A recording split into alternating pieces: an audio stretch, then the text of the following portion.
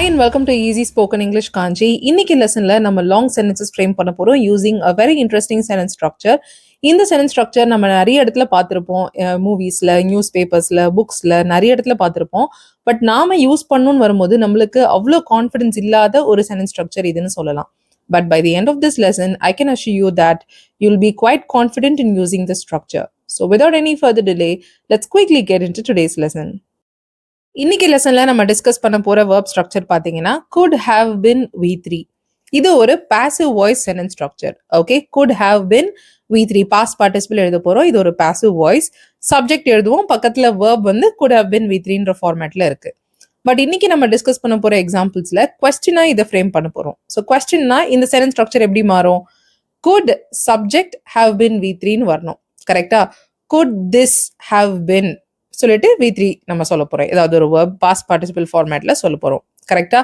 And இதுலயே நம்ம கொஞ்சம் லாங் சென்டென்ஸா ஃப்ரேம் பண்ணணுன்றதுக்காக என்ன பண்ண போறோம்னா, இந்த சப்ஜெக்டை டிஸ்கிரைப் பண்ற மாதிரி ஒரு adjective clause சப்ஜெக்ட் பக்கத்திலேயே எழுதிட்டு ரிமைனிங் verb ஃபார்மை எழுதுறோம். have been V3. So could subject அப்புறம் ஒரு adjective clause followed by the remaining verb form have been V3.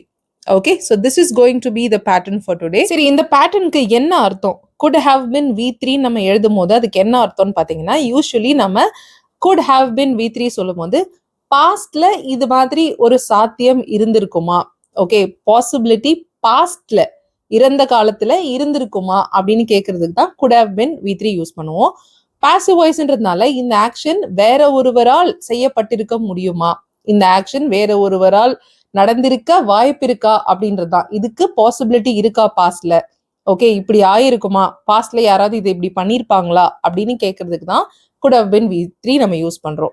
Okay, அதை நம்ம கொஸ்டின் ஃபார்ம்ல கேட்க போறதுனால இந்த மாதிரி ஒரு ஆக்ஷன் பாஸ்ட்ல நடந்திருக்கலாமா, வேற ஒருவரால் இது செய்யப்பட்டிருக்க முடியுமா, செய்யப்பட்டிருக்கலாமா, செய்யப்பட்டிருக்குமா அப்படின்லாம் கேட்கறது தான் could have been V3. Alright, so with that being said, இன்னைக்கான ஃபர்ஸ்ட் எக்ஸாம்பிள் இந்த ஸ்ட்ரக்சர்ல என்னன்றதை பார்ப்போம். நீ படிச்சுட்டு இருந்த புக்கு டிஸ்பிளேவுக்காக தேர்ந்தெடுக்கப்பட்டிருக்குமா, ஸோ செலக்ட் ஆகியிருக்குமா. ஓகே, பாஸ்ட்ல இந்த ஆக்ஷன் நடந்ததுக்கான பாசிபிலிட்டி இருக்கா அப்படின்றதான் இதுக்கான அர்த்தம். கரெக்டா? ஸோ இங்க இருக்கிற ஆக்ஷன் என்னன்னா செலக்ட் பண்ணியிருக்கிறது. இந்த ஆக்ஷனை யார் பண்ணாங்கன்றத நம்ம சொல்லலை. ஸோ அதுக்கு தான் நம்ம பாசிவ் வாய்ஸ் யூஸ் பண்றோம். கரெக்டா? புக்குக்கு இந்த ஆக்ஷன் நடந்திருக்குமா, இந்த ஆக்ஷனை வேற ஒருவரால் புக்குக்கு நிகழ்த்தப்பட்டிருக்குமா, நடத்தப்பட்டிருக்குமா அப்படின்னு கேட்கிறோம். ஸோ புக்கை தான் நம்ம இங்க சப்ஜெக்ட் பிளேஸ்ல யூஸ் பண்ண போறோம். ஒரு ஆக்ஷனை வேற ஒருத்தவங்க செஞ்சிருப்பாங்களா, அந்த doer of the action is not known here. கரெக்டா? ஸோ இந்த மாதிரி பாசிவ் வாய்ஸ் நம்ம எங்கே யூஸ் பண்ணணும்? கண்டிப்பா பாசிவ் வாய்ஸ்னா இந்த இடத்துலலாம் கண்டிப்பா பாசிவ் வாய்ஸ் தான் வரும். இந்த இடத்துல பாசிவ் வாய்ஸ் யூஸ் பண்ணாலும் ஓகே, பண்ணலனாலும் ஓகே. இந்த லெசன்லாம் ஆல்ரெடி நான் டீட்டெயிலாக டீச் பண்ணியிருக்கேன். அதோட லிங்க் நான் டிஸ்கிரிப்ஷன்லயும் கொடுத்துருக்கேன், இங்க மேல ஐகார்ட்லயும் அட்டாச் பண்ணியிருக்கேன். கண்டிப்பா செக் அவுட் பண்ணி பாருங்க. ஆல்ரைட், சரி, இப்போ இங்க could the book have been selected அப்படின்னு சொல்லலாம். புக்கு செலக்ட் ஆகியிருக்குமா, ஓகே, புக்கை வேற ஒருத்தவங்க செலக்ட் பண்ணியிருப்பாங்களா, டிஸ்பிளேவுக்காகன்னு இருக்கிறதுனால could the book have been selected for the display அப்படின்னு சொல்லலாம். இப்போ இங்க புக்கை டிஸ்கிரைப் பண்ணி ஒரு சென்டென்ஸ் சொல்லியிருக்கோம் இல்லையா, அந்த புக் பக்கத்துலயே அதை நம்ம சொல்லிட்டு தான் remaining verb form have been V3 சொல்லணும். கரெக்ட்? ஸோ என்ன சொல்லியிருக்கோம் புக்கை டிஸ்கிரைப் பண்ணி? நீ படித்து கொண்டிருந்த புத்தகம், could the book that you were reading have been selected for the display? Okay, could the book that you were reading have been selected for the display? So இங்க could the book, புக்குன்னு இருக்கிறது singular தானே, அப்ப இங்க has been சொல்லலாமா அப்படின்னா கண்டிப்பா சொல்ல முடியாது. could have been அப்படின்றதா சென்டென்ஸ் ஸ்ட்ரக்சரே. could has been அப்படின்னு ஒண்ணு கிடையாதுங்க. ஓகே, ஸோ சென்டென்ஸ் ஸ்ட்ரக்சர் என்ன? could have been V3.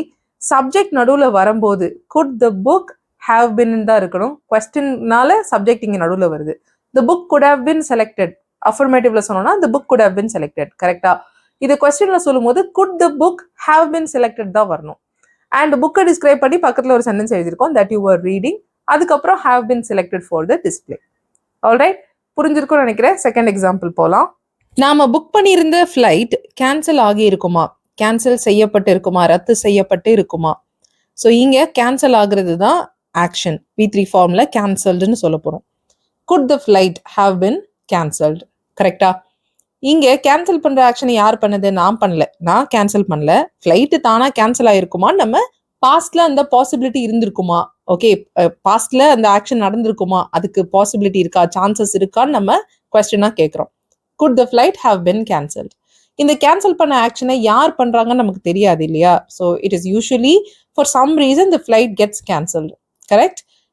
ஏதோ ஒரு காரணத்தினால, ஓகே, வெதர்னால இல்லை ஏதோ ஒரு ரீசனால ஃபிளைட் வந்து கேன்சல் ஆகும். அந்த ஆக்ஷனை பண்றவங்க யாருன்னு யூஸ்வலி நம்ம மென்ஷன் பண்ண மாட்டோம், சொல்ல மாட்டோம். கரெக்டா? இப்போ நான் ஃபிளைட் டிக்கெட்டை கேன்சல் பண்ணிட்டேன் அப்படின்னா I have cancelled the tickets. Okay, நான் கேன்சல் பண்ணியிருந்திருக்கலாம், பாஸ்ட்ல இப்படி ஒரு பாசிபிலிட்டி எனக்கு இருந்துச்சுன்னு நான் சொல்லணும்னா ஐ could have cancelled the tickets. I could have V3 எழுதணும். ஓகே, நான் இந்த ஆக்ஷனை பாஸ்ட்ல பண்ணியிருப்பேன், இதுக்கு பாசிபிலிட்டி இருந்துச்சு அப்படின்னு சொல்றதுக்கு I could have cancel the tickets. கொஸ்டினா கேட்கறதுக்கு could I have cancel the tickets. நான் இந்த ஆக்ஷனை பண்ணேன்னு சொல்றதுக்கு குட் ஹாவ் V3 சொல்லுவோம். பட் இங்க ஆக்ஷனை யார் பண்றாங்கன்னே தெரியல, அதனாலதான் good have been V3 passive வாய்ஸ்ல சொல்றோம். ஸோ ஆக்டிவ் வாய்ஸ்ல எப்படி இருக்குன்னு பாத்தீங்கன்னா குட் ஹாவ் V3, பாஸ்ட் பாசிபிலிட்டிக்கு active voice could have V3, passive வாய்ஸ்ல could have been V3. Active voice எப்போ யூஸ் பண்ணுவோம்? யார் அந்த ஆக்ஷனை பண்றாங்கன்னு நமக்கு தெரியுது, இல்ல கண்டிப்பா சொல்லணும்னு இம்பார்ட்டண்டா இருக்கும்போது நம்ம active voice could have V3 சொல்லுவோம். I have cancel the tickets, I could have cancel the டிக்கெட்ஸ்ன்னு பார்த்தோம் இல்லையா? அந்த மாதிரி.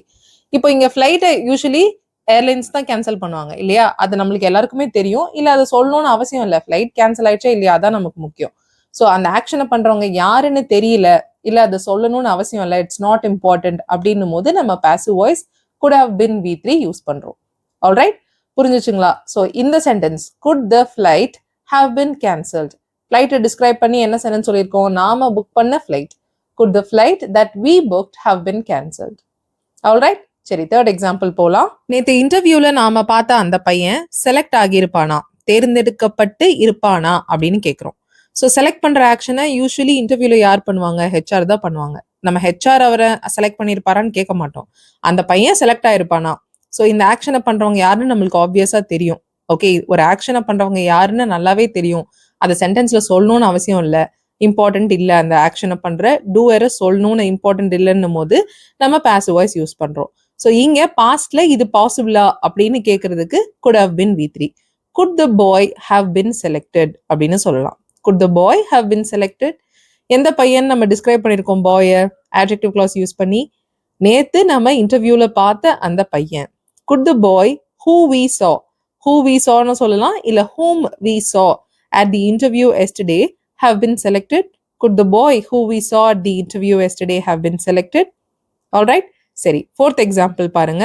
லாஸ்ட் வீக் நான் ஆர்டர் பண்ண ப்ராடக்ட் வேற அட்ரஸ்க்கு ஷிப் ஆகி இருக்குமா? ஓகே, பாசிபிலிட்டி இருக்கா, அதுக்கு சான்சஸ் இருக்கா அப்படின்னு கேட்குறோம். Right? So good the product have been shipped to a different address? Okay, could the product have been shipped to a different address? Product describe பண்ணி என்ன சொல்லியிருக்கோம்? last week நான் ஆர்டர் பண்ண ப்ராடக்ட்.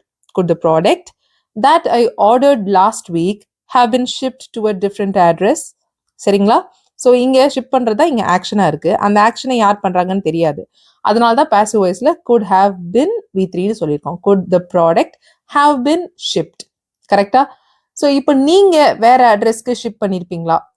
ஷிப் பண்ணுற ஆக்ஷனை நீங்கள் பண்ணீங்களான்னு கேட்குறோம். டூவர் இருக்காங்க, நீங்கள் தான் இந்த ஆக்ஷனை பண்ணியிருப்பீங்களா அப்படின்னு கேட்கணுன்னா எப்படி கேட்கலாங்க? அதை கீழே காமெண்ட்ல சொல்லுங்க. ஓகே, நான் லாஸ்ட் வீக் ஆர்டர் பண்ண ப்ராடக்டை நீங்கள் வேற அட்ரஸ்க்கு ஷிப் பண்ணியிருப்பீங்களா அப்படின்னு கேட்கணும். அப்போ எப்படி கேட்கலாம் அப்படின்ற ஆன்சரை நீங்கள் காமெண்ட் பண்ணுங்க. ஓகே, ஆக்டிவ் வாய்ஸ்ல யூஸ் பண்ணணும். ஆக்டிவ் வாய்ஸ்க்கும் ஃபார்முலா இந்த வீடியோவில் நான் சொல்லியிருந்தேன். ஸோ எஸ், யோசிச்சு அந்த சென்டென்ஸை காமெண்ட் பண்ணுங்க. ஆல்ரைட், இன்னைக்கான லாஸ்ட் எக்ஸாம்பிள். நேற்று கிளாஸஸை ஸ்கிப் பண்ண ஸ்டூடெண்ட்ஸ்க்கு எச்சரிக்கை கொடுக்கப்பட்டு இருக்குமா? ஓகே, வார்னிங் கொடுக்கறதா இங்க ஆக்ஷன். வார்னிங் கொடுக்குற ஆக்ஷன் ஸ்டூடெண்ட்ஸ்க்கு யார் பண்ணுவாங்கன்னு நம்ம எல்லாருக்கும் நல்லாவே தெரியும். யார் பண்ணுவாங்க ஸ்டூடெண்ட்ஸ்க்கு வார்னிங்? டீச்சர்ஸ் தான் கொடுப்பாங்க. கரெக்டா? ஸோ அதை சென்டென்ஸ்ல சொல்லணும்னு அவசியம் இல்லை, ஸ்டூடெண்ட்ஸ்க்கு வார்னிங் கொடுத்தாங்களா இல்லையா, ஸ்டூடெண்ட்ஸை வார்ன் பண்ணாங்களா இல்லையான்றது தான் முக்கியம். அதனால இதை பாசிவ் வாய்ஸ்ல good the students have been given a warning. Good the students have been given a warning. Good the students என்ன சென்டென்ஸ் சொல்லியிருக்கோம் டிஸ்கிரைப் பண்ணி? நேத்து கிளாஸஸ் ஸ்கிப் பண்ண students. Could the students who skipped classes yesterday have been given a warning? Alright, so இன்னைக்கு நம்ம பார்த்த sentence structure இதுதான். உங்களுக்கு தெளிவாக புரிஞ்சிருக்கும்னு நினைக்கிறேன். இந்த மாதிரி சென்டென்ஸ் ஸ்ட்ரக்சர்ஸ்ல நீங்க சென்டென்சஸ் ஃப்ரேம் பண்ண ஸ்டார்ட் பண்ணீங்கன்னா you will slowly start to use them in your real life conversations and you will understand them when it is being used. Okay, thank you so much for watching this lesson till the very end. I'll see you all in the next video with a new lesson. Till then, take care and bye.